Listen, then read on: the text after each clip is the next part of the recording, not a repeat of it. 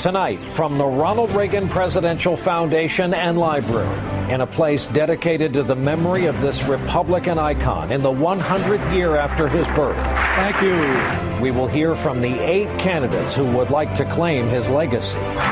They're all here tonight, ready to explain and defend their positions on job creation, on spending, debt, and taxes, on America's costly dual wars, and the toxic gridlock that is Washington, D.C.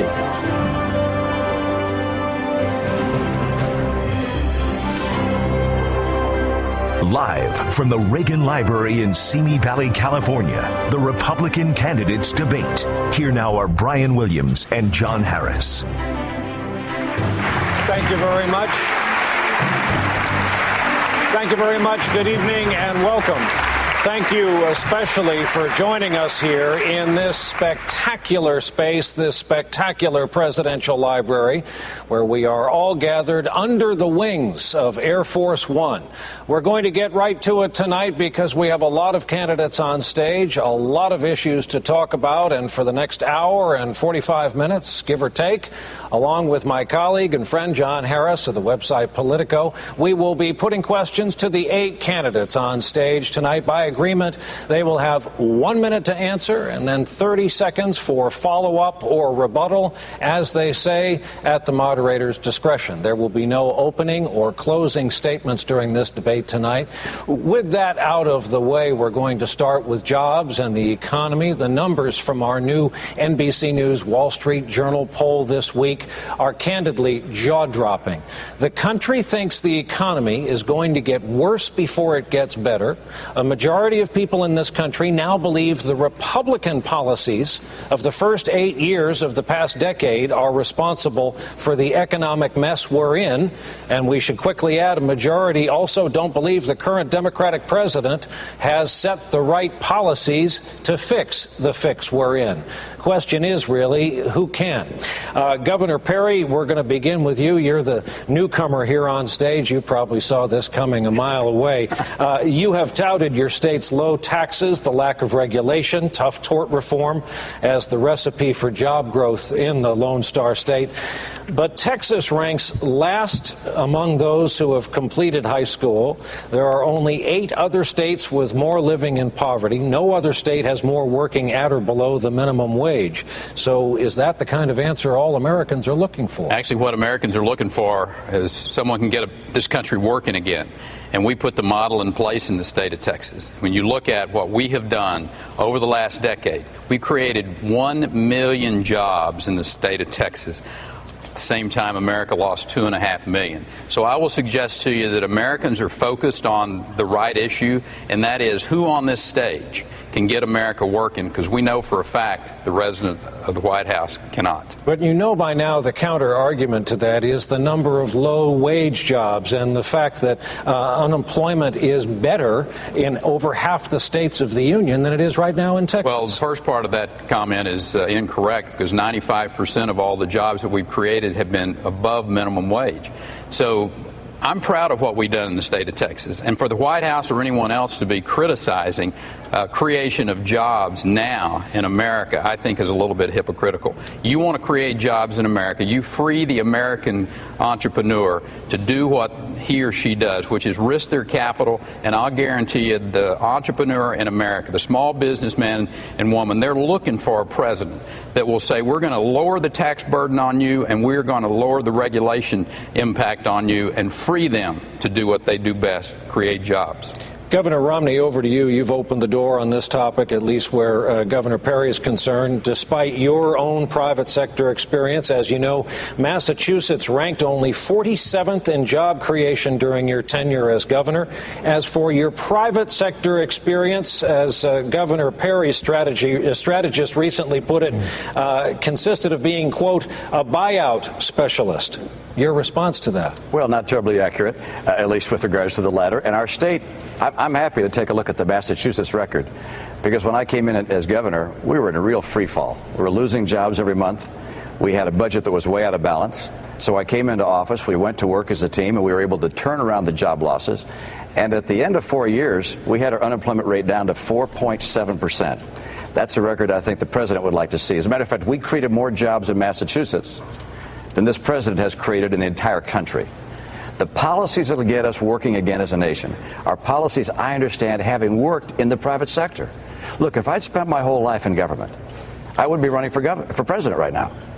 My experience having started enterprises, having helped other enterprises grow and thrive, is what gives me the experience to put together a plan to help restructure the basis of America's economic foundation so we can create jobs again, good jobs, and compete with anyone in the world. This country has a bright future. Our president doesn't understand how the economy works. I do, because I've lived in it. Time, Governor. Let's get a little bit more specific. Bain Capital, the company you helped to form, among other things, often buys up companies, strips them down, gets them ready, resells them at a net job loss to American workers. You know, that might be how some people would like to characterize what we did, but in fact, we started businesses at Bain Capital, and when we acquired businesses, in each case we tried to make them bigger, make them more successful and grow. The idea that somehow you can strip things down and it makes them more valuable is not a real effective investment strategy. We tried to make these businesses more successful. By the way, they didn't all work. But when it was all said and done, we looked at the record we'd had during the years I was there, we added tens of thousands of jobs through the businesses we helped support. That experience, succeeding, failing, competing around the world, is what gives me the capacity to help get this economy going again. Time, I mentioned one more reference to being a career politician. Is it a disqualification to be in government all your career? It's a fine profession. And if someone were looking to say, how can we restructure government and which agency should report to which other agency, well, maybe that's the best background. If you're thinking about what it takes to reshape and update America's economy, and to allow us to compete with China and other nations around the world, understanding how the economy works fundamentally is a credential I think is critical. Governor Perry, a 30-second rebuttal. You spent your career in that fine profession of elected office. Your reaction to that? Well, Governor Romney left the private sector, and he did a great job of creating jobs in the private sector all around the world. But the fact is, when he moved that experience to government, he had one of the lowest job creation rates in the country. So the fact is, while he had a good private sector record, his public sector record did not match that. As a matter of fact, we created more jobs in the last 3 months in Texas than he created in 4 years in Massachusetts. Well, let's widen this out, and let's bring in Mr. Kaine on one side and wait a second. Senator. Go ahead, Mr. I'll give you 30 seconds. Yeah, let's wait a second. Oh, we could do this all evening. Yeah, but states are different. Texas is a great state. Texas has zero income tax. Texas has a right-to-work state, a Republican legislature, a Republican Supreme Court. Texas has a lot of oil and gas in the ground. Those are wonderful things. But Governor Perry doesn't believe that he created those things. If he tried to say that, why, it'd be like Al Gore saying he invented the internet. Look, the reality is there are differences. There are differences between states. I came into a state that was in real trouble. Huge budget gap, losing jobs every month. We turned it around. 3 out of 4 years, we had unemployment rate below the national average. We ended up with 4.7% unemployment rate. I'm proud of what we were able to do in a tough situation. Time, Governor Perry. I know back and forth, but Michael Dukakis created jobs 3 times faster than you did, Mitt. Well, as a matter of fact, George Bush and his predecessor created jobs at a faster rate than you did, Governor. That's not correct. Yeah, it's correct. Nice to see everybody came prepared for tonight's conversation.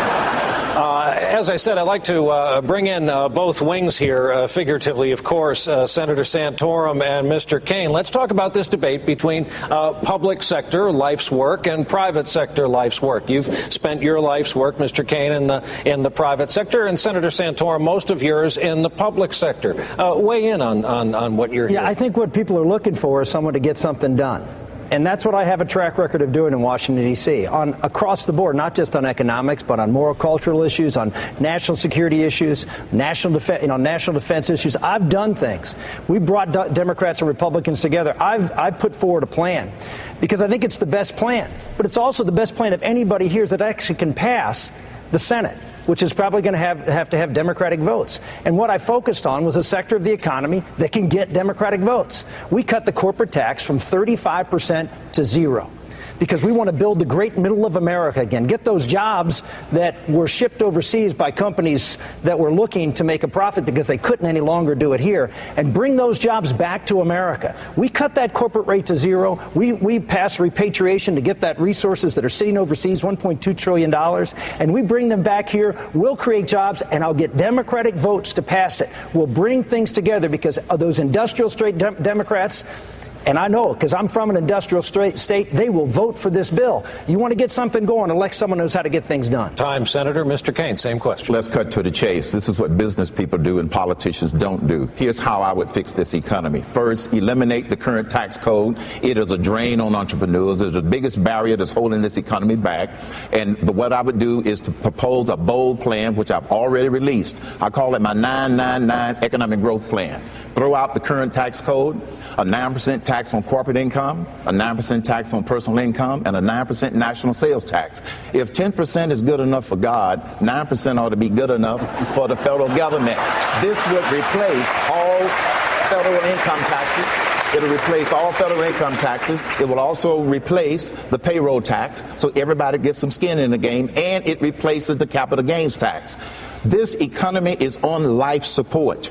We do not need a solution that just trims around the edges. This is a bold plan and a bold solution. Additionally, with something as simple as 999, it gives us an easy mechanism to go after help those cities that are the most blighted in terms of empowerment zones. And we can modify that very easily versus the current code. Mr. Kaine, thank you. Governor Huntsman, as you know, Governor Romney's new economic plan calls for the U.S. government to officially label China a currency manipulator. But the Wall Street Journal editorial page says such a move would cause a trade war, perhaps. You're a former ambassador to China. You have served 4 U.S. presidents. In your view, what does Governor Romney not get about China? He doesn't get the part that what will fix the U.S.-China relationship, realistically, is fixing our core right here at home. Because our core is weak and it is broken, and we have no leverage at the negotiating table. And I'd have to say, Mitt, now is not the time in a recession to enter a trade war. Ronald Reagan flew this plane. I was in China during the trip in 1984. He went on TV and he spoke to the Chinese people. I'd love to do that too, in Chinese itself. And he talked in optimistic, glowing terms, and it reminds me about this, Brian. We are the most blue sky, optimistic people on earth. We're going to find solutions. And I have an offer for the 2 great governors over here. And I hate to rain on the parade of the great Lone Star governor, but as governor of Utah, we were the #1 job creator in this country during my years of service. That was 5.9% when you were creating jobs at 4.9%. And to my good friend Mitt, 47th just ain't going to cut it, my friend. Not when you can be first. We've got to remember that to beat President Obama, we have to have somebody who's been in the private sector, understands the fragility of the free market system, has been a successful governor as it relates to job creation, and knows something about this world. I've lived overseas 4 times. I've been an ambassador for my country 3 times. I think I understand that. Governor Huntsman, time. Congresswoman Bachmann, over to you. Of all of you on this stage, you've been very vocal about wanting less regulation in American life. Which current federal regulations have been prohibitive or damaging in terms of your own small business? Well, I think without a doubt, there's 2 that you look to. First of all are the new regulations that are just being put into place with Obamacare. As I go across the country and speak to small business people, men and women, they tell me that Obamacare is leading them to not create jobs.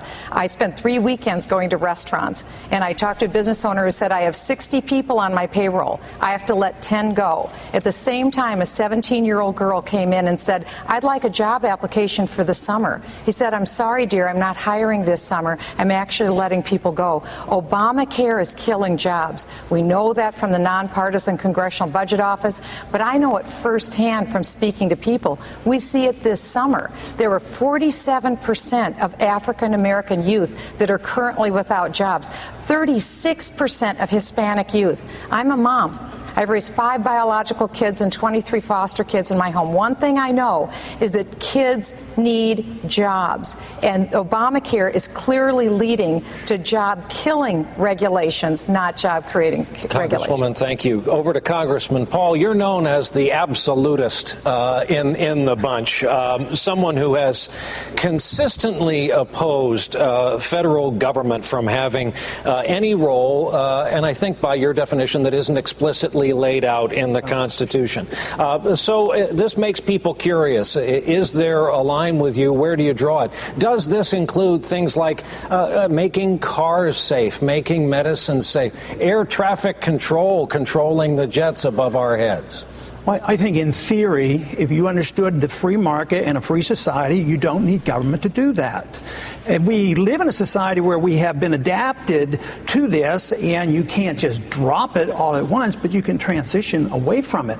On regulations, no, I don't believe in any of these federal regulations, but that doesn't mean I don't believe in regulations. The regulation of the marketplace takes care of it. Just think if we had the regulations on the market that dealt with the bankruptcies, they'd have had to go bankrupt. We wouldn't have been able to bail out the big banks and the big corporations and dump on the poor people. Well, so the market would dictate it, and you can't commit fraud. If you need detailed regulations, you can do it at the state level, but the federal government is not authorized to nitpick every little transaction. The way they use the interstate commerce clause is outrageous as far as I'm concerned. Well, 30 seconds more for devil's advocate here, because would you then put it on the drug companies to say, no, we're bringing this to market, trust us, it's a fantastic drug. All the pilots in the sky to add to their responsibilities their own air traffic control in an organic way. What I said is theoretically it could be privatized, but who ends up doing the regulations on the drugs?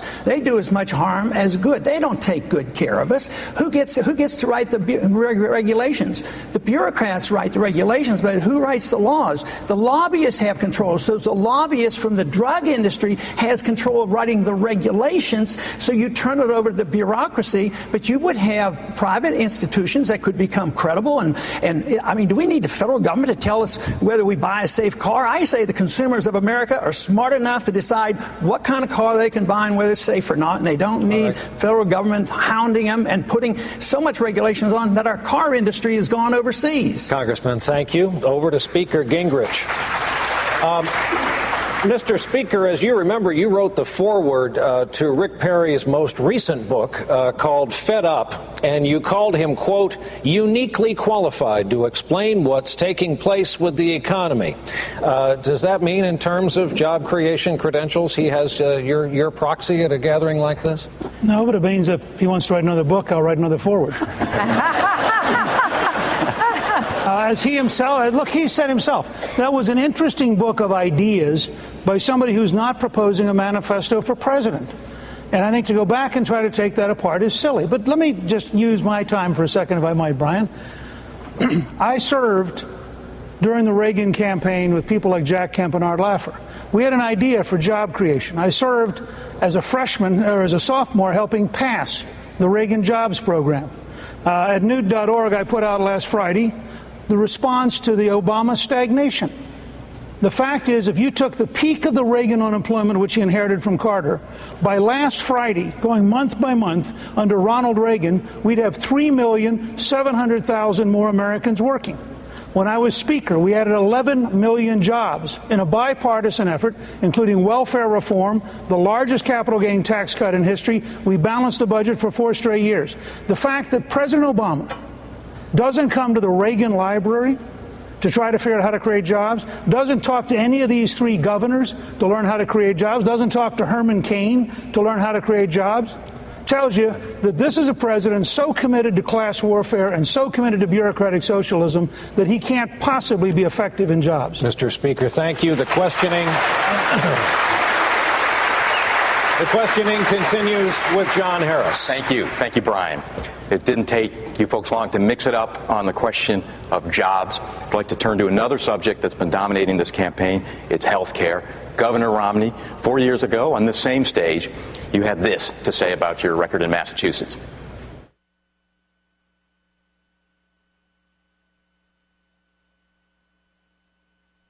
Great opportunity for the entire country. John? Well, he had a lot more to say than that, didn't he? Okay, I'm sorry, we had a little bit of a glitch right there. But, Governor, you said that it was what you did in Massachusetts was a great opportunity for the country. I'm going to get to you in just a minute. What I'd first like to do is ask if anyone else on this stage agrees that the Massachusetts example was a great opportunity for the rest of the country. No.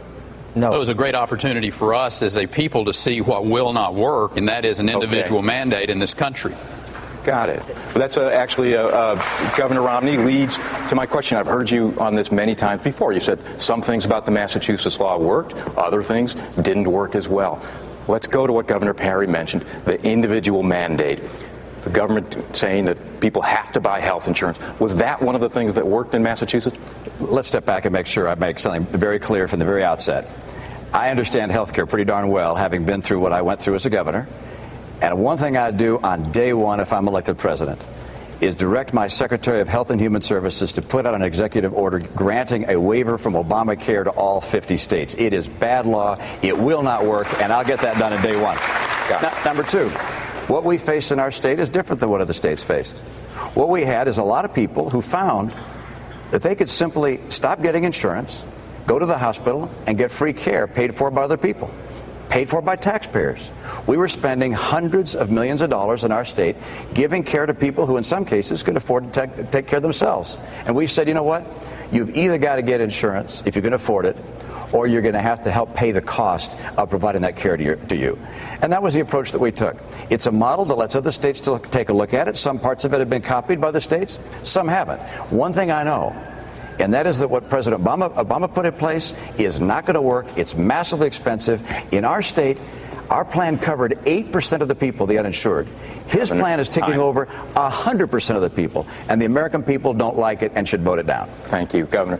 Governor Perry, you clearly don't like the Massachusetts plan as an example for other states, but Massachusetts has nearly universal health insurance. It's first in the country. In Texas, about a quarter of the people don't have health insurance. That's 50 out of 50, dead last. Sir, it's pretty hard to defend dead last. Well, I'll tell you what the people of the state of Texas don't want. They don't want a health care plan like what Governor Romney put in place in Massachusetts. What they would like to see is the federal government get out of their business. For Medicaid, for instance. As a matter of fact, I bet Mitt and John would both agree, and I know Newt would as well. Medicaid needs to be block granted back to the states so that we can use the innovation in the states, come up with the best ways to deliver health care. My wife is a nurse, and I'll promise you, we understand that if we can get the federal government out of our business in the states when it comes to health care, we'll come up with ways to deliver more health care to more people cheaper than what the federal government is mandating today with their strings attached. Here's how you do it. One size fits all effort out of Washington, D.C. That's got to stop. And I'll promise you, on day one, as the President of the United States, that executive order will be signed and Obamacare will be wiped out as much as it can be. Governor, quick follow-up. Why are so many people in Texas uninsured? Well, bottom line is that we would not have that many people uninsured in the state of Texas if you didn't have the federal government. We've had requests in for years at the Health and Human Services agencies to have that type of flexibility, where we could have menus, where we could have co-pays, and the federal government refuses to give us that flexibility. We know for a fact that given that freedom, the states can do a better job of delivering health care, and you see substantially more people, not just in Texas, but all across the country, have access to better health care. John? Thank you. John? Just 1 minute. I'd like to go to Governor Huntsman, if I could, because at the heart of this is this argument about the individual mandate. Is it ever appropriate for government at any level, federal or state, to force people to buy health insurance? Absolutely not. You know, at some point, we're going to get around to talking about individual and personal responsibility. And I'm raising 7 kids. I've got a couple of them here. The most important thing we can do in this health care debate, right, Rick, is talk about individual responsibility, personal responsibility. But I've got another solution for you with these 2 great governors over there, both of whom I like and admire.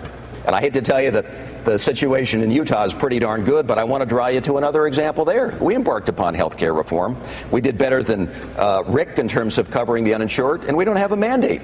It allows the free market to create a marketplace of choices and options for people. I believe that once Obamacare is repealed, and it will be, the question will then be, what do we do now? And I'm here to tell you that what we did in Utah is going to be a perfect example of what we do now. We approach cost-cutting, cost overruns, harmonizing medical records, which doctors will tell you is a hugely consequential deal, and expanding the marketplace for choices and options for individuals to choose from without a heavy-handed and expensive mandate that has caused, for the average family in Massachusetts, $2,500 to go up. Thanks, Governor. Congresswoman Bachmann, let's turn to you. Is Governor Romney's support of an individual mandate in Massachusetts, is that disqualifying from the point of view of conservative voters? Well, what I want to say is that Obamacare took over 1/6 of the American economy. And with all due respect to the governors, issuing an executive order will not overturn this massive law. This will take a very strong, bold leader in the presidency who will lead that effort. None of us should ever have ourselves think that the repeal bill will just come to our desk. It will take a very strong leader. I was the first member of Congress to introduce the bill to actually repeal Obamacare. As the nominee of the Republican Party, it will be my business to make sure that I elect also 13 more Republican senators who will help me repeal Obamacare. This is the issue of 2012, together with jobs. This is our window of opportunity. If we fail to repeal Obamacare in 2012, it will be with us forever, and it will be socialized medicine. It must be gone now, and as President of the United States, I won't rest until I repeal Obamacare. Speaker Gingrich, it sounds like we've got a genuine philosophical disagreement. In Massachusetts, a mandate, almost no one uninsured. In Texas, a more limited approach, about a quarter uninsured. Who's got the better end of this argument? Well, I'm frankly not interested in your effort to get Republicans fighting each other. The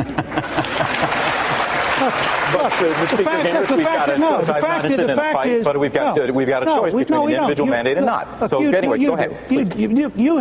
You would like to puff this up into some giant thing. The fact is, every person up here understands Obamacare is a disaster.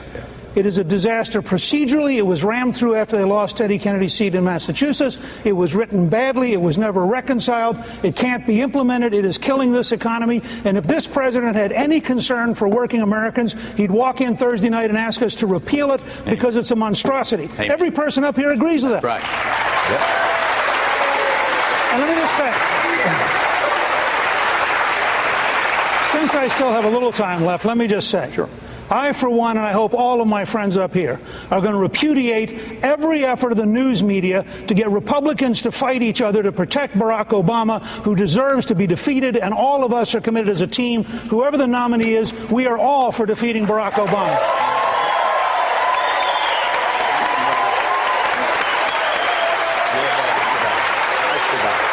Mr. Kane,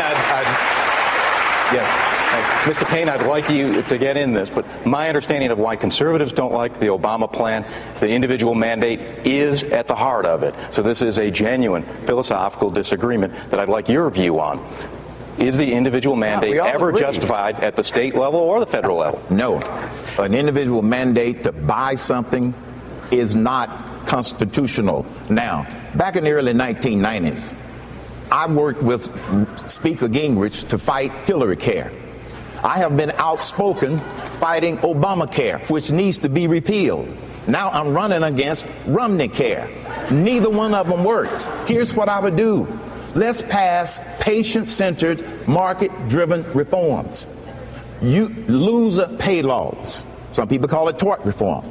Loser pay laws. Let's expand medical savings accounts versus what the president did in Obamacare. He shrunk health savings accounts. Let's allow association health plans. When I ran the National Restaurant Association, today it has 14 million people. We wanted to put together a plan that would be tailored to the constituency of that industry. We could not do it. We would have been able to do it cheaper and cover more people if we didn't have the restrictions that are out there today that are preventing the free market from bringing down costs and increasing access. Mr. Kane, thank you. Senator Santorum, on another front, you're a devout Catholic. You've always said that you will not place it aside in your role in elected public life. In fact, you thought President Kennedy, the first to be elected president, did so a little bit too much with his own religion. Having said that, the Catholic faith has, as a part of it, caring for the poor. 1 in 7 people in this country now qualifies as poor. Where do the poor come in? Where do they place in this party, on this stage, in a Santorum administration? There is no one in the 12 years I was in the United States Senate that did more to work on poverty issues and working on the poor than Rick Santorum. I was the author, when I was in the House of Representatives, under the tutelage of Newt Gingrich at the time, of the Welfare Reform Act. And we didn't pass welfare reform to cut money. We didn't pass welfare reform to punish anybody. We changed the welfare system because it was punishing people. We had a federal system that was creating a culture of dependency. And we went out and talked to the American public and said, trust us to end this federal entitlement, put a work requirement in place, put a time limit on welfare, give the flexibility to the states with a block grant, and we will transform this system from a dependency system to a transitional system. And it worked.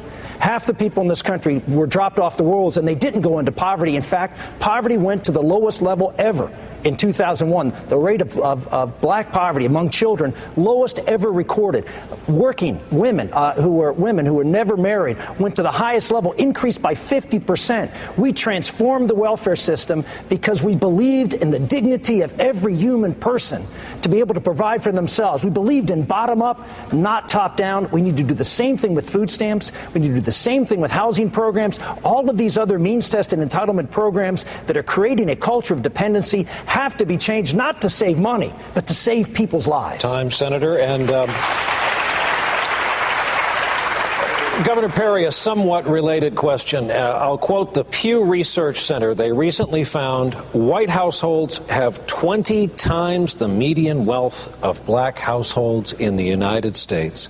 How would you address that question, that problem, as president? Let me just respond to the last individual where he talked about transitioning this program.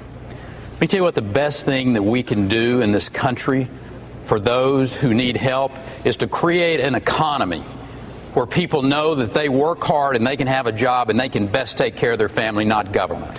That's what we need to be doing in this country. And that's true whether you're Hispanic or African American or Asian or Anglo. We need to get focused in this country on creating an environment where the small businessmen and women know that when they risk their capital, they've got an opportunity to have a return on that investment. That is the most matter of fact, John Kennedy said that the most powerful welfare reform program was a job, and that's what we need to get focused on in this country today. We're going to take some questions that have come into us via Twitter. John? Thank you. These are questions that came to us. We invited questions to Politico. Thousands came in. One of them, I'll ask you, Governor Romney, referring to Congresswoman Bachmann's promise to get gas, if she becomes president, to down to $2 a gallon. Do you agree that a president realistically can do anything about gas prices in the free market? Well, what the president can do is make sure that we stop sending about $500 billion a year outside our country, in many cases to nations that are not real friendly with ours, to buy energy from other people. We are an energy-rich nation, and we're living like an energy-poor nation. And that can't go on. So we've got to develop our oil, our gas, our coal resources, our clean coal, our nuclear power, and of course our renewable resources as well.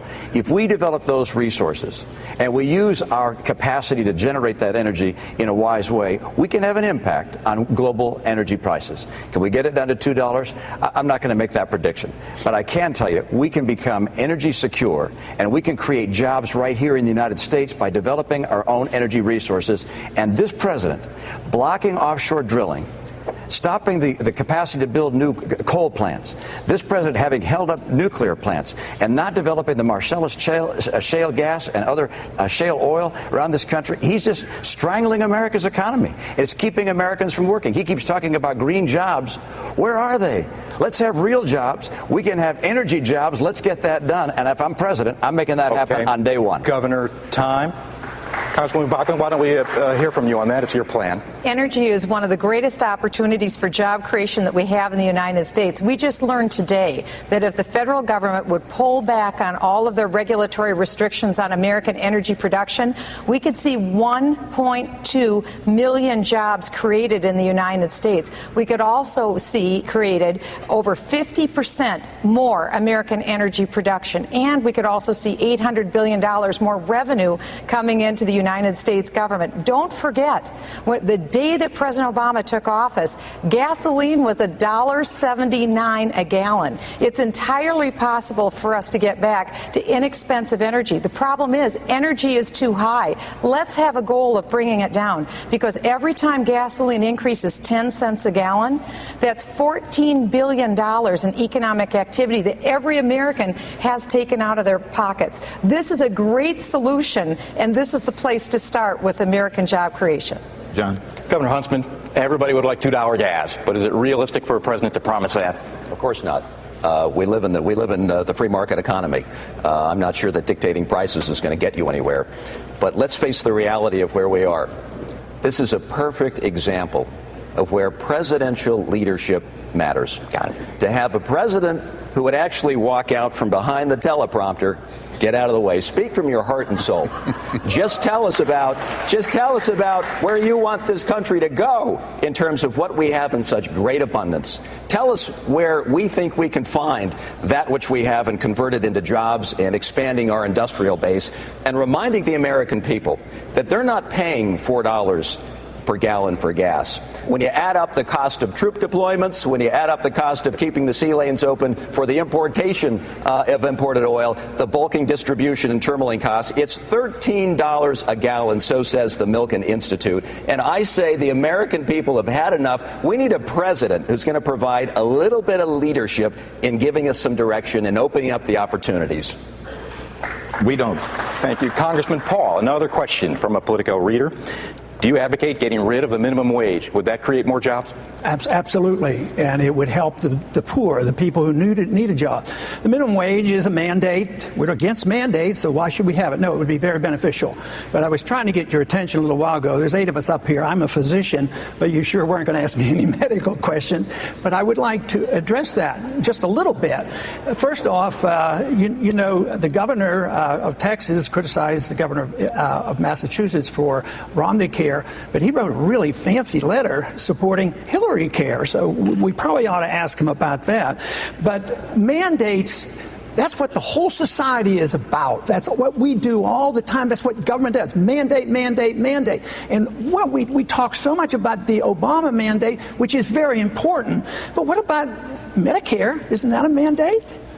Everything we do is a mandate. So this is why you have to look at this at the cause of liberty. We don't need the government running our lives. And I do want to address the subject of $2 oil or gasoline, because I can do much better than that. I can get you a gallon of gasoline for a dime. Thank you, Congressman. Well, now I got to finish the sentence. You didn't give me time before. I can These get are you rules that all of you agreed to that Brian and I will try to Let's hear that, yeah. Finish the sentence or you're all done. Okay, I'm going to finish the sentence then. Please. Okay, you can buy a gallon of gasoline today for a silver dime. A silver dime is worth $3.50. It's all about inflation and too many regulations. Now, Governor Perry, I saw you nod your head. Done. I saw you nod your head, Governor Perry, at the answer on the minimum wage that would create jobs. Do you agree with that? I actually was nodding my head when he said that I wrote a letter to Hillary, and we were hoping that she would be able to come up with something that would not leave the agricultural men and women, because I was the agriculture commissioner at that particular point in time. We had no idea it was going to be the monstrosity that's known as Hillary Care. Speaking of letters, I was more interested in the one that you wrote to Ronald Reagan back and said, I'm going to quit the party because of the things you believe in. Oh, I need an answer on that. It had... You've got a 30-second rebuttal time. I strongly supported Ronald Reagan. I was one of 4 in Texas, one of 4 members of Congress that supported Reagan in '76. And I supported him all along. And I supported all his issues and all his programs. But in the 1980s, we spent too much, we taxed too much, we built up our deficits, and it was a bad scene. Therefore, I support the message of Ronald Reagan. The message was great, but the consequence, we have to be honest with ourselves. It was not all that great. Huge deficits during the 1980s, and that is what my criticism was for. Not for Ronald Reagan's message. His message is a great message. Funny thing about the mail, kind of tends to live on forever. To all of you, thank you. We're going to hold in place, take a quick break. Our coverage of the debate from the Ronald Reagan Presidential Library in Simi Valley, California will continue right after this.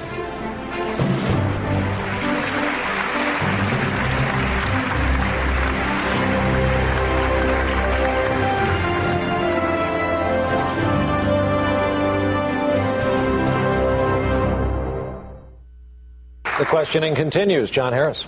Governor Perry, you said you wrote the book Fed Up to start a conversation. Congratulations. It's certainly done that in recent weeks. In the book, you call Social Security the best example of a program that, quote, violently tossed aside any respect for states' rights. We understand your position that it's got funding problems now. I'd like you to explain your view that Social Security was wrong right from the beginning. Well, I think any of us that want to go back and change 70 years of what's been going on in this country is probably going to have a difficult time. And rather than spending a lot of time talking about what those folks were doing back in the 30s and the 40s is a nice intellectual conversation, but the fact is we got to be focused on how we're going to change this program. And people who are on Social Security today, men and women who are receiving those benefits today are individuals at my age that are on in line pretty quick to get them. They don't need to worry about anything. But I think the Republican candidates are talking about ways to transition this program. And it is a monstrous lie. It is a Ponzi scheme to tell our kids that are 25 or 30 years old today, you're paying into a program that's going to be there. Anybody that's for the status quo with Social Security today is involved with a monstrous lie to our kids, and it's not right. Okay. Thank you, sir. Let me follow on that. You mentioned the phrase Ponzi scheme. Just this morning, your former political advisor, Karl Rove, said that kind of provocative language could be toxic, as he put it, in a general election. Vice President Cheney gave an interview today to ABC News when he said it's not a Ponzi scheme. Quote, it's a program that a great many people depend on. My understanding is you're standing by every word you've written in that book. Yes, sir. Is that right? You know, Carl has been over the top for a long time in some of his remarks. So, I'm not responsible for Carl anymore. But the fact is, Vice President Cheney, though, said it's not a Ponzi scheme. You say it is. Absolutely. If Vice President Cheney or anyone else says that the program that we have in place today and young people who are paying into that expect that program to be sound and for them to receive benefits when they reach retirement age, that is just a lie. And I don't care what anyone says. We know that. The American people know that. But more importantly, those 25 and 30-year-olds know that. Thank you. Governor Time. Governor Romney, let's be blunt. Let's be blunt. Democrats are itching to use that kind of provocative language against Republicans, yet you acknowledge yourself that Social Security has funding problems. How do you have a candid conversation about Social Security without scaring seniors? Well, the issue is not the funding of Social Security. We all agree and have for years that the funding program of Social Security is not working, and Congress has been raiding the dollars from Social Security to pay for annual government expenditures. That's wrong. The funding, however, is not the issue. The issue in the book Fed Up, Governor, is you say that by any measure, Social Security is a failure. You can't say that to tens of millions of Americans who live on Social Security and those who have lived on it. The governor says, look, states ought to be able to opt out of Social Security. Our nominee has to be someone who isn't committed to abolishing Social Security, but who's committed to saving Social Security. We have always had at the heart of our party a recognition that we want to care for those in need, and our seniors have the need of Social Security. I will make sure that we keep the program and we make it financially secure. We save Social Security. And under no circumstances would I ever say, by any measure, it's a failure. It is working for millions of Americans, and I'll keep it working for millions of Americans. And we've got to do that as a party. Thank you, Governor. Governor Perry, a 30-second rebuttal. Governor Romney said Vice President Cheney's right, and you're wrong about Ponzi scheme. Well, here's, again, we're not trying to pick fights here. Understood. We're about fixing things. You can either have reasons or you can have results. And the American people expect us to put results in place. You cannot keep the status quo in place and not call it anything other than a Ponzi scheme. It is. That is what it is. Americans know that. And regardless of what anyone says, oh, it's not, and that's provocative language, maybe it's time to have some provocative language in this country and say things like, let's get America working again and do whatever it takes to make that happen. John, I think the American people would like to hear a solution. Okay. Do you want to hear Payne? some more rhetoric, or you want to hear a solution? I happen to believe that, yes, Social Security, it needs fixing, not continuing to talk about it. I believe in the Chilean model, where you give a personal retirement account option so we can move this society from an entitlement society to an empowerment society. Chile had a broken system the way we did 30 years ago. The worker was paying 28 cents on a dollar into a broken system. They finally awakened and put in a system where the younger workers could have a choice. Novel idea. Give them a choice with an account with their name on it, and over time, we would eliminate the current broken system that we have. That is a solution to the problem, rather than continuing to talk about how broken it is. Let's just fix it using the Chilean model. Thank you. Good. Congressman Paul. We've been talking just now about Governor Perry's rhetoric, but let's talk about his record. Just this morning, your campaign put out a statement accusing him of pushing for bailout money, supporting welfare for illegal immigrants, and trying to forcibly vaccinate 12-year-old girls against sexually transmitted disease. He's your home state governor. Is he less conservative than meets the eye? Much more so, yes. Just take the HPV. Forcing 12-year-old girls to take an inoculation to prevent this sexually transmitted disease. This is not good medicine, I do not believe. I think it's social misfit. It's not good social policy, and therefore I think this is very bad to do this. But one of the worst parts about that was the way it was done. You know, the governorship in Texas traditionally is supposed to be a weak governorship. I didn't even know they could pass laws by writing an executive order. He did it with an executive order, passed it. The state was furious, and the legislature overwhelmingly, probably 90%, I don't know exactly, overwhelmingly repealed this. But I think it's the way it was passed, which was so bad. I think it's a bad piece of legislation, but I don't like the idea of executive orders. I, as president, will not use the executive order to write laws. Thank you, Congressman. Governor Perry will get to you, but Congresswoman Bachmann, this is an issue you've also talked about, HPV. Well, what I'm very concerned about is the issue of parental rights. I think when it comes to dealing with children, it's the parents who need to make that decision. It is wrong for government, whether it's state or federal government, to impose on parents what they must do to inoculate their children. This is very serious, and I think that it's very important, again, that parents have that right. Education reform is another area. That's where I cut my teeth in politics, was being involved in education reform, because the problem you see is one of framing. It's the idea is, should the federal government control these areas, or should parents and localities control these areas? We have the best results when we have the private sector and when we have the family involved. We have the worst results when the federal government gets involved, and especially by dictate to impose something like an inoculation on an innocent 12-year-old girl. I would certainly oppose that. Thank you. Governor Perry, we've had candidates talking about you. Yes, Let's sir. hear from you. I kind of feel like the piñata here at the party. So, welcome. But here's the facts of that issue. There was an opt-out in that piece of, it wasn't legislation, it was an executive order. I hate cancer. We passed a $3 billion cancer initiative that same legislative session, of which we're trying to find over the next 10 years cures to cancers. Cervical cancer is caused by HPV. We wanted to bring that to the attention of these thousands of tens of thousands of young people in our state. We allowed for an opt-out I don't know what's more strong for parental rights than having that opt-out. There's a long list of diseases that cost our state and cost our country. It was on that list. Now, did we handle it right? Should we have talked to the legislature first before we did it? Probably so. But at the end of the day, I will always err on the side of saving lives. Yes, sir.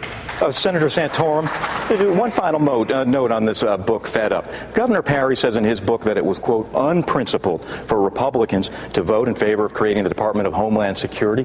You were one of those Republicans who voted yes. Respond. We created a Department of Homeland Security because there was a complete mess in the internal in protecting our country. We had all sorts of agencies that had conflicting authority. We had no information sharing that was going on. This was right after 9/11. We saw the problems created as a result of 9/11, and we put together a plan to try to make sure that there was better coordination. I want to get back to this Gardasil issue. You know, we have Governor Perry's out there and claiming about states' rights and states' rights. How about parental rights being more important than states' rights? How about having, instead of an opt-out, an opt-in? If you really cared, you could make the case, instead of forcing me as a parent, and I have 7 children too. The wide receivers here have on the ends here have 7 children each. But I am offended that the government would tell me, and by an executive order, without even going through the process of letting the people have any kind of input. I would expect this from President Obama. I would not expect this from someone who's calling himself a conservative governor. Time. Governor Romney, you've been listening to this exchange. Who's got the better end of it? You know, I believe in parental rights and parental responsibility for our kids. My guess is that Governor Perry would like to do it a different way. Second time through, we've each taken a mulligan or two, and my guess is that that's something you'd probably do a little differently. Second time, he just said he'd rather do it through legislation next time through. And I recognize he wanted very badly to provide better health care to his kids and to prevent the spread of cancer. I agree with those who said he went about it in the wrong way, but I think his heart was in the right place. Right now, we have people who on this stage care very deeply about this country. We love America. America's in crisis. We have some differences between us, but we agree that this president's got to go. This president's a nice guy. He doesn't have a clue how to get this country working again. And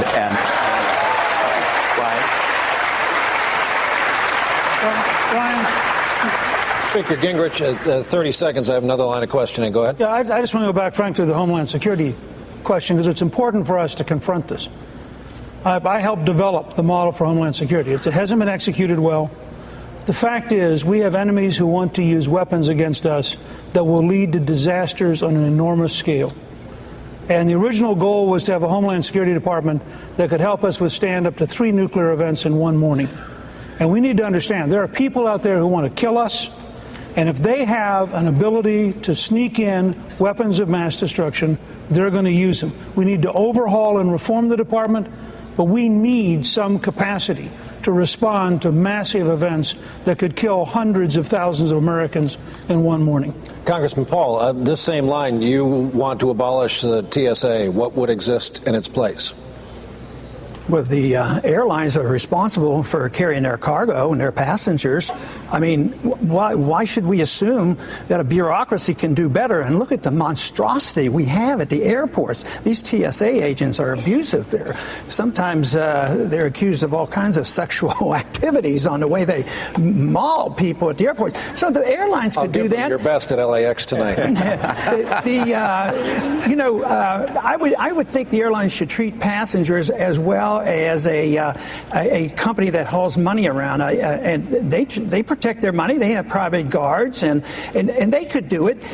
Just remember, 9/11 came about because there was too much government. Government was more or less in charge. They told the pilots they couldn't have guns, and they were told never to resist. They set up the stage for all this. So no, private markets do a good job in protecting, much better than this bureaucracy called the TSA. Let me tell you. Let me ask you about something else. It's related in a way, has to do with Mother Nature. Before the broadcast, Senator Santorum's got flooding today in Pennsylvania. Governor Perry is just back from the wildfires out east. Category 1 storm laid waste to entire areas. There's standing water tonight, Paterson, New Jersey. Many of the towns around where I live, 8 days without power. We had people eating in outdoor and public parks because the supermarkets were closed down. The question is, federal aid, something like FEMA. If you object to what it's become, how's it's run, your position is to remove it, take it away, abolish it. What happens in its absence? Well, what happened before 1979? We didn't have FEMA, and that FEMA just conditioned people to build where they shouldn't be building. We lose the market effect of that. But yeah, my position is we should have never had it. There's a much better way of doing it. I mean, this whole idea that the federal government can deal with weather and anything in the world, just go to the federal government. FEMA's broke. They're $20 billion in debt. But I'm not for saying tomorrow, close it down. A lot of people pay the insurance. I worked real hard to make it work, and I did that in my district, too. But I'll tell you how we should do it. We're spending, believe it or not, this blew my mind when I read this, $20 billion a year for air conditioning in Afghanistan and Iraq, in the tents over there, and all the air conditioning. Cut that $20 billion out, bring it home, take 10 off the debt, and put 10 into FEMA or whoever else needs it, child health care or whatever. But I'll tell you what, if we did that and took the air conditioning out of the green zone, our troops would come home, and that would make me happy. Mr. Kaine, along these same lines, Majority Leader Eric Cantor has said that federal disaster aid, this has been a big discussion of late, shouldn't be given out unless there are kind of concurrent spending cuts to offset the cost. Do you join in on that? I believe that there's enough money to go around. And I believe that, yes, you can find the concurrent spending cuts in order to be able to do that. No, don't eliminate FEMA. Let's fix FEMA. Let's fix Homeland Security. There's a responsible way for the federal government to do the things that it should do. Running organizations like the TSA, I would agree with Representative Paul. No. Having the federal government responsible for trying to micromanage Medicare, no. Trying to micromanage education, no. The federal government is not good at micromanaging anything. This is why I believe in empowering the states to do more and limit what the federal government does with regard to those kinds of programs. Governor Huntsman, the upside to this is I guess you could fly with your shoes on. The downside is who does the job the next day. Let me just say, while this is an important discussion that we're having, we've spent about 15 minutes now on Homeland Security. The greatest gift we could give this country on the 10th year anniversary, Rick, is a Homeland Security Department that really works, that doesn't give people a sense when they walk through they're going to get shaken down, a department that doesn't make us all feel like there's a fortress security mentality that is not American. And I've got to say there's something wrong with that. But I'm guessing there are a whole lot of people tuned in around this country who are saying, why are we spending all this time talking about the smaller issues? We've got 14 million people unemployed. We've got millions more in this country who are so dispirited they quit looking. This is a human tragedy that we're talking about. Moms and dads and families that completely go without. And all I would ask the people here and the people tuning in around this country, look at where we stand in terms of how we are going to get this country back on its feet. And I just want to point out that we have offered, based on where I've been and what I have done, as governor of a state where we became #1 in job creation, where we fixed the economy, made it the best economy for business in this entire country. We've got to get back on our feet. This is a crisis situation. While all these other issues are important, let's not lose sight, folks, of the bottom line here. We've got to get back in the game as a country. We've got to make this economy work. Governor Perry, you can't have much of a workforce without a basis of education. As you know, your state ranks among the worst in the country in high school graduation rates, as we established. Yet you recently signed a budget cut for billions in education funding. You pushed for greater cuts that were in the budget that the legislature passed. You've said that education is a top priority, but explain cutting it the way you did, please.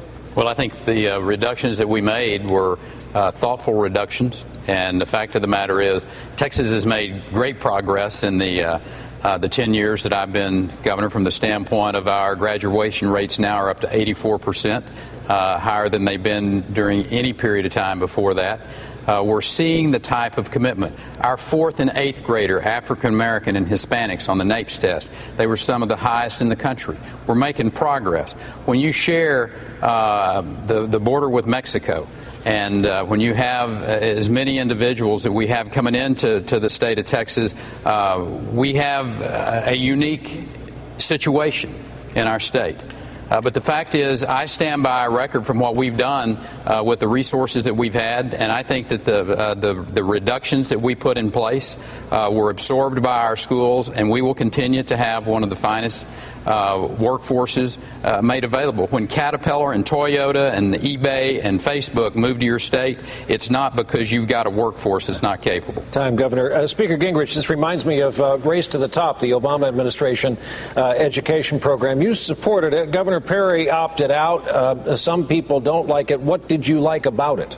I liked it very much, the fact that it talked about charter schools. It's the one place I found to agree with President Obama. If every parent in America had a choice of the school their child went to, if that school had to report its scores, if there was a real opportunity, you'd have a dramatic improvement. I visited schools where 3 years earlier there were fights, there were dropouts, there was no hope. They were taken over by a charter school in downtown Philadelphia, and all of a sudden the kids didn't fight anymore because they were disciplined. They were all asked every day, what college are you going to? Not are you going to go to college, what college are you going to? And so I am very much in favor of school choice. My personal preference would be to have a Pell Grant for K through 12 so that every parent could pick with their child any school they wanted to send them to, public or private, and enable them to have the choice. I don't think you're ever going to reform the current bureaucracies. And the president was, I thought, showing some courage in taking on the teachers union to some extent in offering charter schools. And I wanted, frankly, to encourage more development towards choice. I want to introduce another line of questioning by introducing yet another colleague of ours, Jose Diaz-Balart from our sister network Telemundo. Hey, my friend, how are you? Good evening. Nice to see you all. Nice to see you all. I want to talk about a subject that was very dear to the heart of President Reagan, which was immigration reform. As you know, he was the last U.S. president to sign immigration reform in 1986. All of you, I think, have said that you don't think immigration reform should be discussed until the border is secure. And Governor, I'd like to ask you, border state governor, what specifically in your mind would make the border secure? Well, the first thing you need to do is have boots on the ground. We've had a request into this administration since January of 2009 for 1,000 Border Patrol agents, or National Guard troops, and working towards 3,000 Border Patrol. That's just on the Texas border. There's another 50% more for the entire Mexican border. So you can secure the border, but it requires a commitment of the federal government of putting those boots on the ground, the aviation assets in the air. We think Predator drones could be flown, that real-time information coming down to the local and the state and the federal law enforcement, and you can secure the border. And at that particular point in time, then you can have an intellectually appropriate discussion about immigration reform. For the President of the United States to go to El Paso, Texas and say that the border is safer than it's ever been, either he has some of the poorest intel of a president in the history of this country, or he was an abject liar to the American people. It is not safe on that border. Governor, specifically, do you agree or disagree with some of the issues that the governor of Texas says as far as what you would consider enough to be able to declare the border safe? Well, first, we ought to have a fence. Secondly, the whole fence, 2,600 miles. We got to have a fence, or a technologically approved system to make sure that we know who's coming into the country, number one. Number two, we ought to have enough agents to secure that fence and to make sure that people are coming over caught. But the third thing, and I learned this when I was with Border Patrol agents in San Diego, and they said, look, they can always get a ladder to go over the fence, and people will always run to the country. The reason they come in such great numbers is because we've left the magnet on. I said, what do you mean the magnet? And they said when employers are willing to hire people who are here illegally, that's a magnet and it draws them in. And we wanted to talk about sanctuary cities.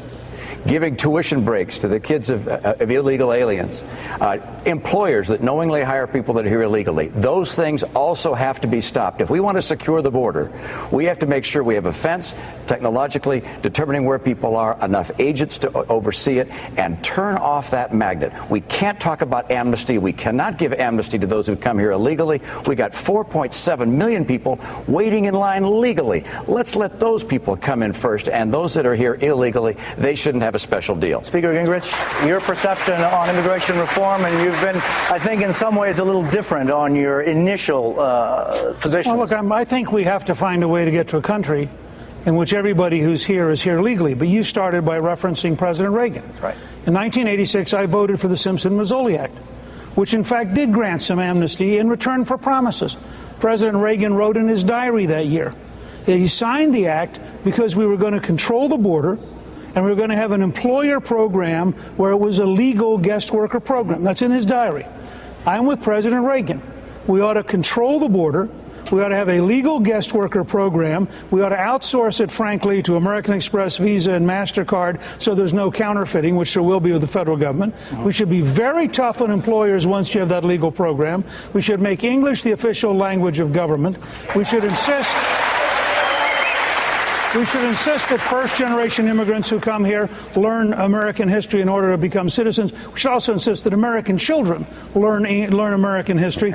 And then we have to find a way to deal with folks who are already here, some of whom, frankly, have been here 25 years, are married with kids, live in our local neighborhood, go to our church. It's got to be done in a much more humane way than thinking you're going to automatically deport millions of people. Senator, your solution? Well, my solution is very similar to Newt Gingrich's. Look, I'm the son of an Italian immigrant. I think immigration is one of the great things that has made this country the dynamic country that it continues to be. People who are drawn because of the ideals of this country. And so we should not have a debate talking about how we don't want people to come to this country. But we want them to come here like my grandfather and my father came here. They made sacrifices. They came in the 1920s. There were no promises. There were no government benefits. They came because they wanted to be free and they wanted to be good law-abiding citizens. So we have to have a program in place that sets that parameter that says, you're going to come to this country, come here according to the rules. It's a very good first step.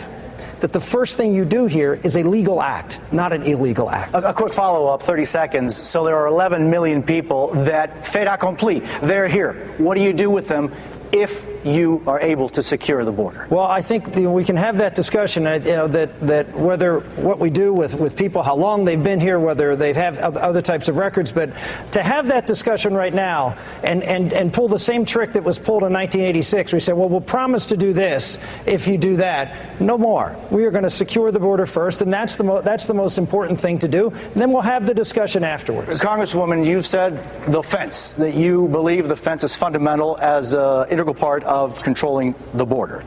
Let's say that in 212 or 213, there's a fence, the border is secure, gasoline is $2 a gallon.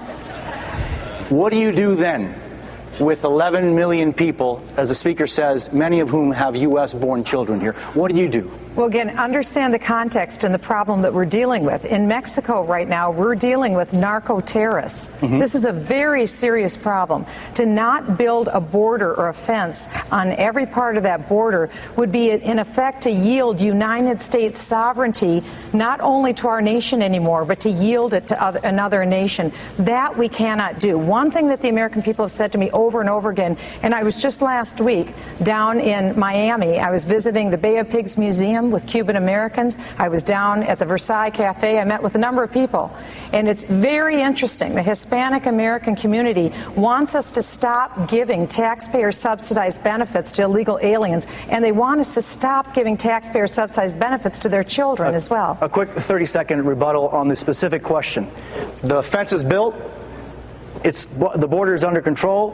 What do you do with 11.5 million people who are here without documents and with U.S.-born children? Well, that's right. And again, it is sequential, and it depends upon where they live, how long they have been here, if they have a criminal record. All of those things have to be taken into place. But one thing that we do know, our immigration law worked beautifully back in the 1950s up until the early 1960s, when people had to demonstrate that they had money in their pocket, they had no contagious diseases, they weren't born a felon. They had to agree to learn to speak the English language. They had to learn American history and the Constitution. And the one thing they had to promise is that they would not become a burden on the American taxpayer. Thank you. That's what we have to enforce. Mr. King. Let's make sure.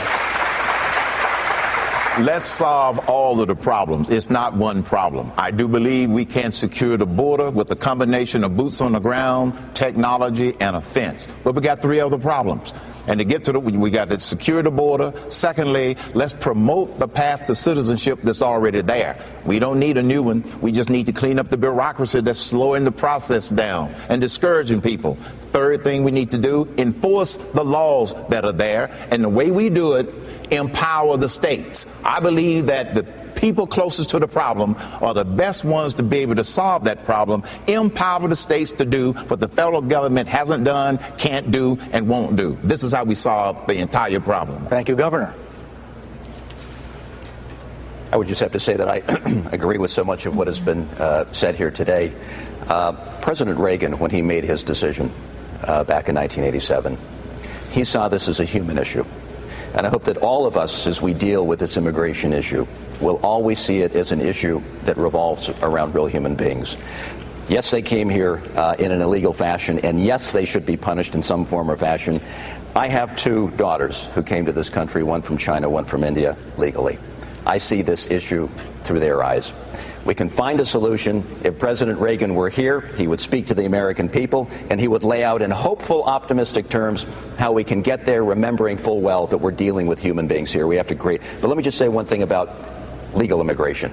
Let's not lose sight of the fact that our legal immigration system is broken. That's right. And if we want to do something about attracting brain power to this country, if we want to lift real estate values, for example, why is it that Vancouver is the fastest growing real estate market in the world today? They allow immigrants in legally, and it lifts all boats, and we need to focus as much on legal immigration. Congressman, your thoughts? Obviously, it's a very big problem. I think we need to remove the incentive, easy road to citizenship. Nobody has mentioned the fact that they qualify for benefits as well, you know, the welfare benefits that we shouldn't have to give. The state of Texas shouldn't be forced to provide free health care and free education. But there is a mess down there. It's a big mess, and it's the drug war that's going on there. And our drug laws are driving this. So now we're killing thousands and thousands of people. That makes it much more complicated.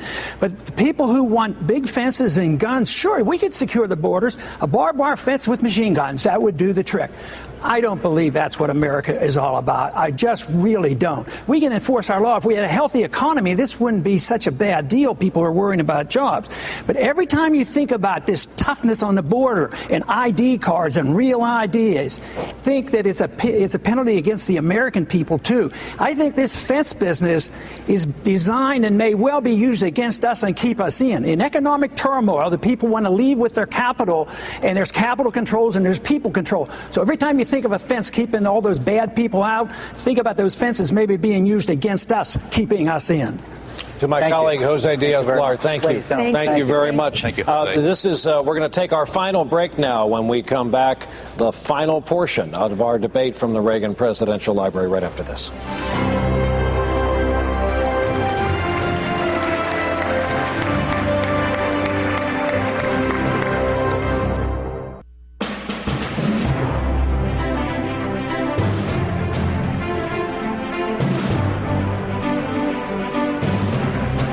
We are back, and as we said, this is the final portion of our debate. The campaigns have told us they wish not to have anything close to a lightning round, but let's just say we'd like the frequency and velocity of the questions to quicken in this segment. We'll try to move it along and fit a lot in.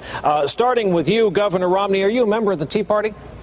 I don't think you carry cards in the Tea Party. I believe in a lot of what the Tea Party believes in. The Tea Party believes that government's too big, taxing too much, and that we ought to get to the work of getting Americans to work. So I put together a plan with a whole series of points of how we can get America's economy going again. Tea Party people like that. So if the Tea Party is for keeping government small and spending down and helping us create jobs, then, hey, I'm for the Tea Party. Governor Perry, you missed this at the last debate. At the previous debate, everyone on stage raised their hand to say they would, I want to get this exactly right, not have accepted a debt deal that included $10 in spending cuts for every $1 in tax increases. We've been anxious to get you on the record now that you have jumped into this. Would you take that deal? I join my fellow participants here. What we should have been looking at is a way to get the spending under control, and capping it, cutting it, and getting a balanced budget amendment. When you get a balanced budget amendment in Washington, D.C., you will finally start getting the snake's head cut off. I mean, the fact of the matter is, until you get a balanced budget amendment, I don't care whether Democrats or Republicans are going to be in control in Washington, D.C., balanced budget amendment, and then the American people can go to sleep at night with a little more comfort that they're going to wake up and not be broke in the morning. Did anyone else who had their hand up at that last debate want to amend your comment or vote since then, Congresswoman Bachmann? Well, what I wanted to say is there's someone else who would join us in that agreement, and that would be Ronald Reagan, because Ronald Reagan made a deal where he took $3 in spending cuts for $1 in tax increases. And in fact, what happened is that there ended up being $3 in tax increases and $1 in tax cuts. That's the problem with Washington, D.C. I've seen it all the time. That's why I've been leading on this issue for the last 5 years, and why we can't trust the status quo in Washington, D.C. We have to have a president with a core sense of conviction that's going to fight on these issues and recognize. And so we would welcome the former president to this club. Governor Huntsman, you said some interesting things about pledges. Everyone up here is taking a pledge not to raise taxes. Dangerous business to you? I'd love to get everybody to sign a pledge to take no pledges. I have a pledge to my wife, and I pledge allegiance to my country. But beyond that, no pledges. I think it diminishes the political discussion. I think it jeopardizes your ability to lead once you get there. And I started when I was approached when I first ran for governor in 2004. Someone who wanted to pin me down on taxes. I said, no thanks, I'm not going to sign it. I didn't raise taxes. We had historic tax cuts in our state. So look at somebody's record. That's always a pretty good indicator and barometer of where they're likely to go. I wanted to go back to your comments on 9/11 to ask kind of an obvious follow-up. Do you think we're safer today? I think we've lost our confidence as a country. I think we have had our innocence shattered.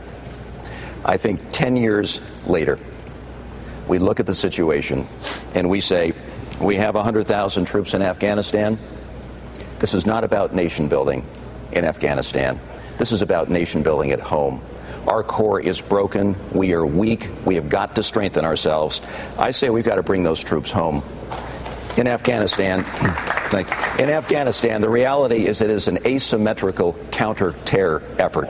We need intelligence, we need special forces, and we need some training on the ground. But I think one way to commemorate our 10-year anniversary of 9/11, remembering the 3,000 plus people who died in New York and in Pennsylvania and in Washington, is to say it's time for this country to set a goal for ourselves. We're going to get our core fixed. We're going to do some nation building right here at home. Time, Governor. Governor Romney, would you agree that there's a crisis of confidence in the United States right now? Oh, absolutely.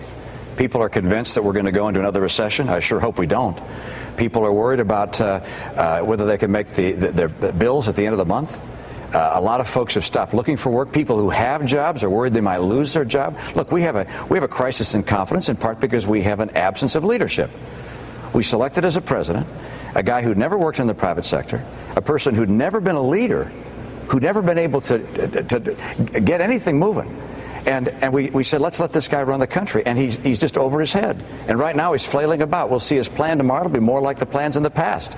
We need to have an individual lead this country who not only loves America, but has the experience to get us back on track of being competitive globally. That's what I put together. I want to make it very clear. I put together an outline of what it takes to get America back on the right track. It's a whole series of changes that have to occur, from energy policy to tax policy, regulatory policy. It changes our trade policies. We've got to change the way we're structured economically if we want to get people back to work in this country and keep America, as we've always been, this extraordinary job machine. We can be the best place in the world to to be in the middle class again, with jobs plentiful for our kids and for each one of us that are looking for those jobs today. I know how to do that, and that's why I'm in this race. Time, Governor, to John Harris. Governor Perry, as we approach the 9/11 anniversary, I'd like to stick with national security for a moment. You recently said, quote, "I do not believe that America should fall subject to a foreign policy of military adventurism."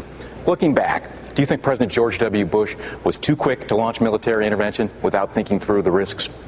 I was making a comment about a philosophy. I don't think America needs to be in the business of adventurism. But let me just say something about the President of the United States. And I know he's taken lots of slings and arrows here today. But one thing that I want to say that he did do that I agree with is that he maintained the chase, and we took out a very bad man in the form of bin Laden, and I tip my hat to him. I give more props to those Navy SEALs that did the job. But the other thing this president's done, he has proven for once and for all that government spending will not create one job. Keynesian policy and Keynesian theory is now done. We'll never have to have that experiment on America again. And I might add that he kept Gitmo open against the will of his base, and I'm glad he did that. Americans safer for it.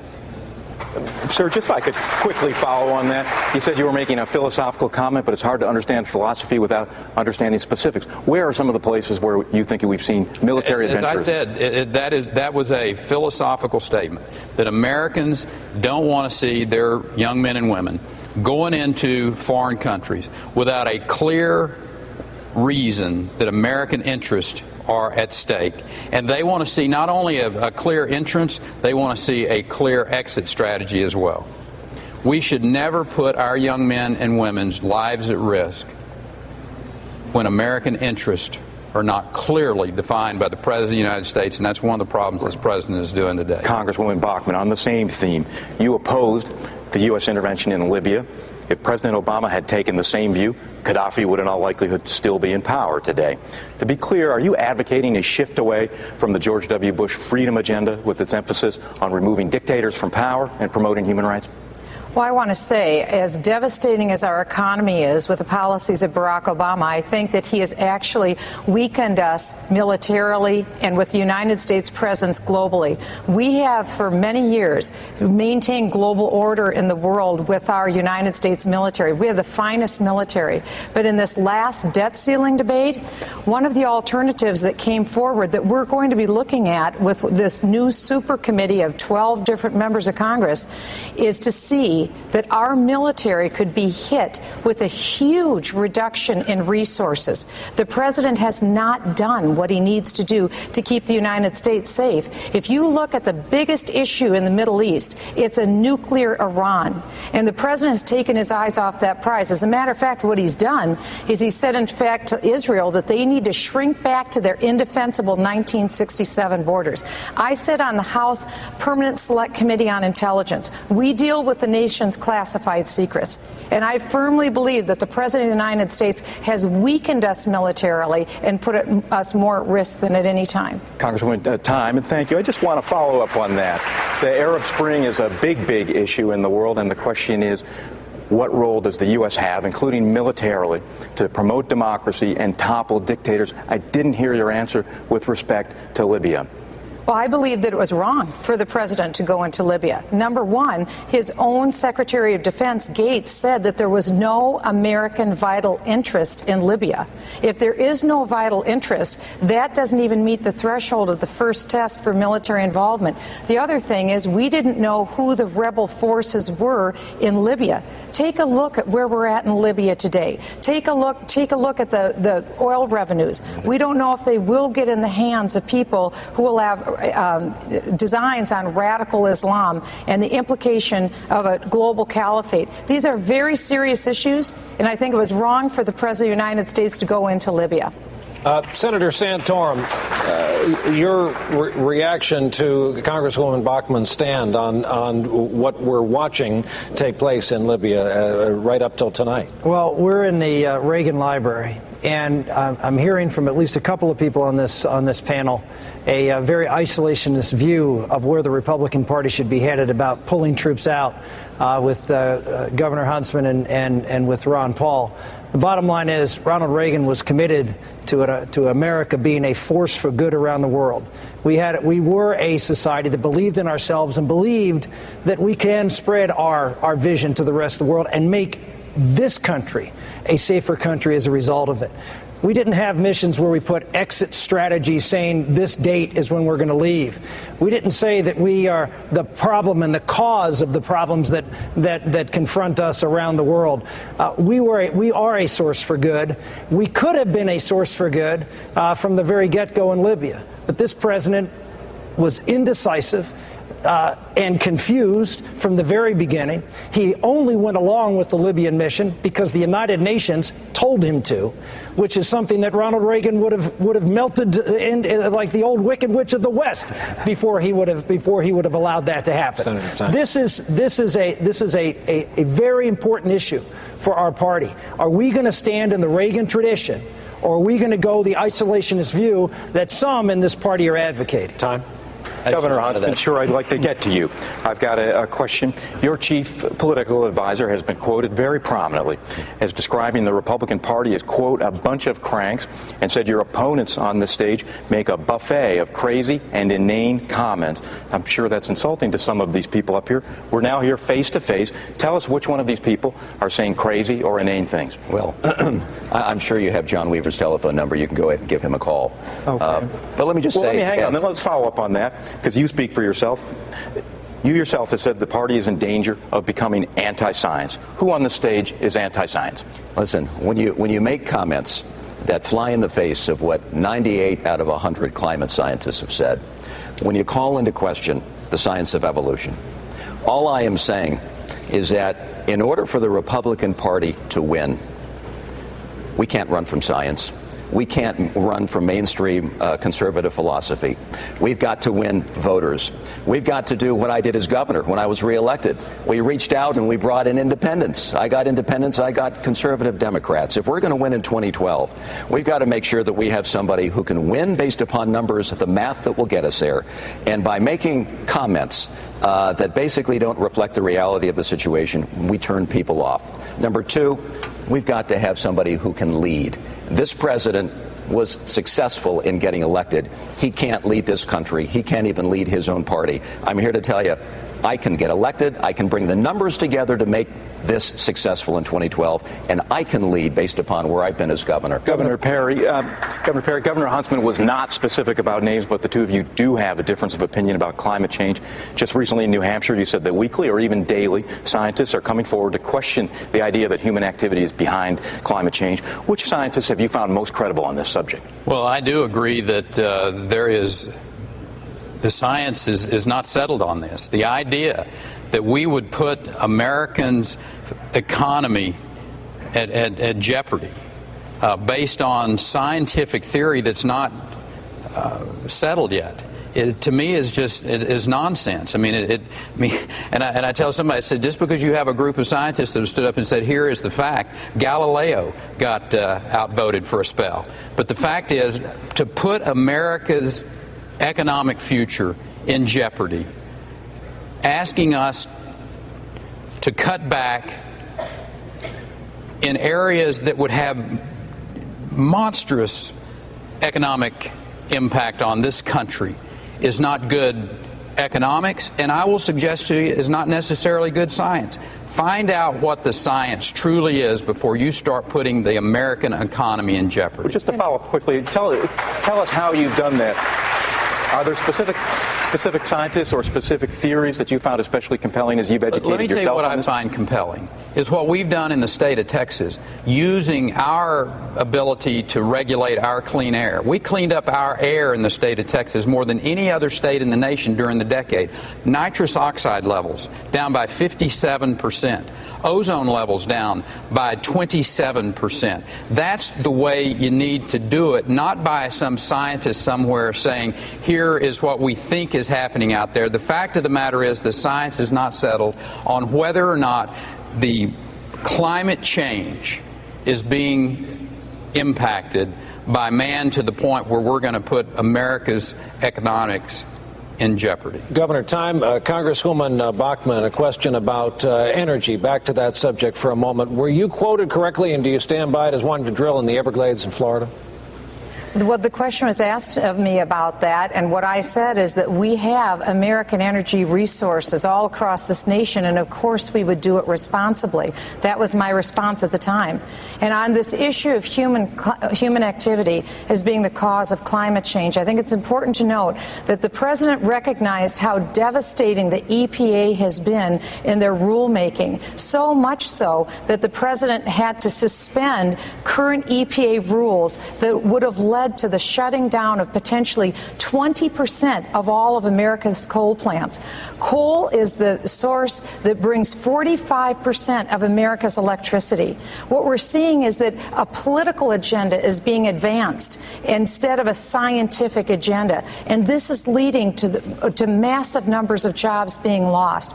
The president told us he wanted to be like Spain when it came to green job creation, and yet Spain has one of the highest levels of unemployment. The president is bringing that here in the United States, and I think tomorrow night, when the nation tunes into the president, I'm afraid that we won't be seeing permanent solution. I'm afraid what we'll be seeing are temporary gimmicks and more of the same that he's given before. Time. Speaker Gingrich, Chairman of the Federal Reserve Ben Bernanke will come to the end of his term in 2014. Would you reappoint Ben Bernanke? I would fire him tomorrow. Why? I think he's been the most inflationary, dangerous, and power-centered chairman of the Fed in the history of the Fed. I think the Fed should be audited. I think the amount of money that he has shifted around in secret with no responsibility, no accountability, no transparency is absolutely antithetical to a free society. And I think his policies have deepened the depression, lengthened the problems, increased the cost of gasoline, and been a disaster. But I want to take the rest of my time, Brian, to go back to a question you asked that was very important, because we were asked the wrong question at the last debate. The question isn't, would we favor a tax increase? The question is, how would we generate revenue? There are three good ways. The Ronald Reagan technique, put 3,700,000 more people back to work as of last Friday. You reduce government spending. You raise government revenues enormously. The Committee of 12 ought to be looking at how do you create more revenue, not how do you raise taxes. Second, you go to energy, exactly as Michelle Bachmann has said. You open up American energy, $500 billion a year here at home, enormous increase in federal revenue. Third, we own, with all due respect, Governor, we own 69% of Alaska. That's 1.5 Texases. Yes, sir. Now let's set a half Texas aside for national parks. We could liberate an area the size of Texas for minerals and other development. That would raise even more revenue, not the normal Washington viewpoint. Mr. Speaker, time. Governor Romney,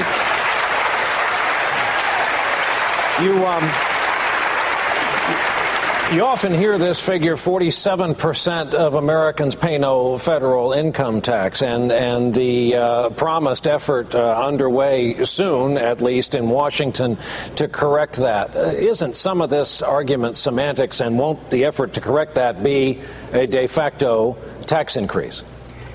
You know, I must admit, I have a bit of a hard time with the idea that there are people who don't feel like they're supporting our troops by contributing tax revenue through the income tax or through other tax vehicles. I don't want to raise taxes on the American people, but I think everybody ought to feel that they're part of this effort and that they're providing for our military, providing for our roads, providing for our schools. That ought to be part of whatever American experience is. But right now, the question is not the people that are not paying taxes at the low end. The question is not the people who are very, very rich. The question is, how about middle-income Americans? Who are the people most hurt by the Obama economy? And the answer is the middle class. The great majority of Americans are having a very, very difficult time. And our effort has to be to find ways to reduce the burden on those people. And that's why I proposed that anybody who's earning $200,000 a year and less ought to be able to save their money tax-free. No tax on interest, dividends, or capital gains. Let people save their money, invest in America, and not have to give more money to the government. The middle class needs our help. Would Ben Bernanke have a job in your administration? No, I'd be looking for somebody new. I think Ben Bernanke has overinflated the amount of currency that he's created. QE2 did not work. It did not get Americans back to work. It did not get the economy going again. We're still seeing declining numbers in prior quarter estimates as to what the growth would be. We're growing now at 1 to 1.5%. The plan I put forward just 2 days ago in Nevada will grow our economy at 4% per year for 4 years and add 11.5 million jobs. That's a very different approach than Ben Bernanke's taken, and it's a demonstrably different approach than Barack Obama has taken, and that's in part because we have very different life experiences. Governor Perry, a question about Texas. Your state has executed 234 death row inmates, more than any other governor in modern times. Have you struggled to sleep at night with the idea that any one of those might have been innocent? No, sir, I've never struggled with that at all. The state of Texas has a very thoughtful, a very clear process in place of which when someone commits the most heinous of crimes against our citizens, they get a fair hearing, they go through an appellate process, they go up to the Supreme Court of the United States if that's required. But in the state of Texas, if you come into our state and you kill one of our children, you kill a police officer, you are involved with another crime and you kill one of our citizens, you will face the ultimate justice in the state of Texas, and that is you will be executed. What do you make of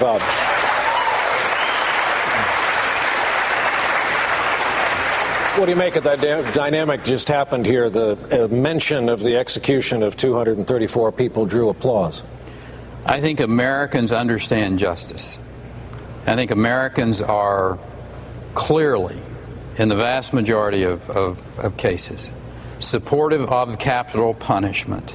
When you have committed heinous crimes against our citizens, and it's a state-by-state issue, but in the state of Texas, our citizens have made that decision, and they made it clear, and they don't want you to commit those crimes against our citizens, and if you do, you will face the ultimate justice. Mr. Kane, I'd like to get you in this tax discussion we've had recently. Yes. The General Electric Corporation last year, there's a prominent case, made $14.2 billion in profits worldwide, but paid no U.S. taxes. Perfectly legal. But does it strike you as fair? This is why I have proposed my 999 plan. The government needs to get out of the business of picking winners and losers. The government needs to get out of the business of trying to figure out who gets a tax break here, who gets a tax break there. When you go to 999, it levels the playing field for all businesses. What a novel idea. And the government won't be in the business of trying to determine who's going to be able to make money and pay no taxes and vice versa. Secondly, this recession is the worst recession since the Great Depression. If the recovery that this administration claims would just tie for last place, we would have another 6 million jobs.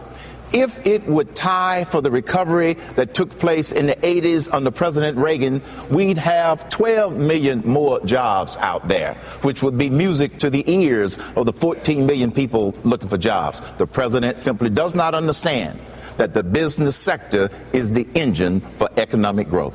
Congressman Paul, a long time ago, a fellow Texan of yours, a young student teacher in Cotulla, Texas, was horrified to see young kids coming into the classroom hungry, some of them with distended bellies because of hunger. He made a vow that if he ever had anything to do about it, the government would provide meals, hot meals at best, in schools. The young student teacher, of course, was later went on to be President Lyndon Johnson. Do you think that is any more, providing nutrition at schools for children, a role of the federal government? Well, I'm sure when he did that, he did it with local government, and there's no rules against that. That'd be fine. So that doesn't imply that you want to endorse the entire welfare state. You endorse all welfare. Anytime I challenge it, you're going to challenge the whole welfare system. No, it isn't authorized in the Constitution for us to run a welfare state, and it doesn't work. All it's filled up with mandates, and the mandates are what we're objecting to. I want to repeal all the mandates, but yes, if there are poor people in Texas, we have a responsibility. I'd like to see it voluntary as possible, but under our Constitution, our states have that right. If they feel the obligation, they have a perfect right to. So don't always try to turn around and say that we who believe in liberty, we lack compassion. Because we who believe in liberty and understand the market, we're the only ones that really understand how people are taken care of, how they are fed, and how people have jobs. It's the market. It's never the government that does it. So this whole idea that there's something wrong with people who don't lavish out free stuff from the federal government somehow aren't compassionate enough. I resist those accusations. Congressman, thank you.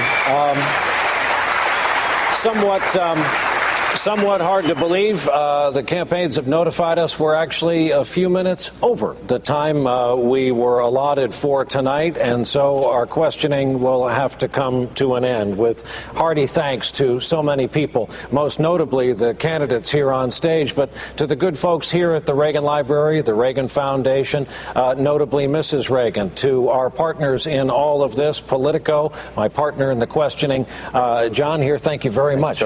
Terrific. And thank you all for watching. Our coverage will continue. One of the few things you can count on, we'll be back at this. There'll be many more of these discussions.